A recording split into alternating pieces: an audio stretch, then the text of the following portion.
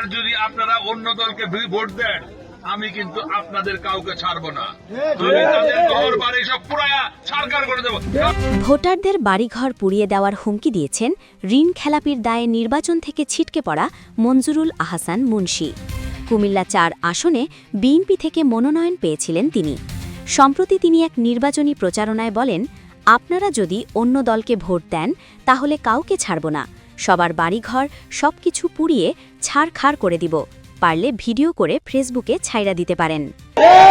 ক্ষমতায় বিএনপি থাকে আর যদি আপনারা অন্য দলকে ভোট দেন, আমি কিন্তু আপনাদের কাউকে ছাড়বো না। আমি তাদের ঘর বাড়ি সব পুরায়া ছারখার করে দেবো। আমি কিন্তু কথা খুব পরিষ্কার ভাবে বলতেছি, এটা মনে করেন আমি ভয় দেখাচ্ছি। আমি পরিষ্কার করে বলেছি, কথা আপনি রেকর্ড করে বলে দিতে পারেন, যে ফেসবুকে ছেড়ে দিতে পারেন, আমার অসুবিধা নাই। আমি এটা মিন করতেছি। সুতরাং আমাকে যেন অপমানিত না হইতে হয়। আমি যদি অপমানিত হই, সে অপমানের শোধ কিন্তু আমি ওইভাবেই নেবো। কিন্তু ঠিক আছে না?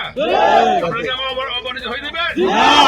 তাহলে সবাই কিন্তু 12ই ফেব্রুয়ারি তারিখে ট্রাক মার্কায় ভোট দিয়া জয়যুক্ত করবেন। মঞ্জুর আহসান মুন্সিকে অপরাধ হাত থেকে রক্ষা করবেন। তারেক রহমানকে সরকার গঠনের সহায়তা করবেন। গুণাগার বাহিনীদের সহায়তা করবেন। বিসমিল্লাহির রহমানির রহিম।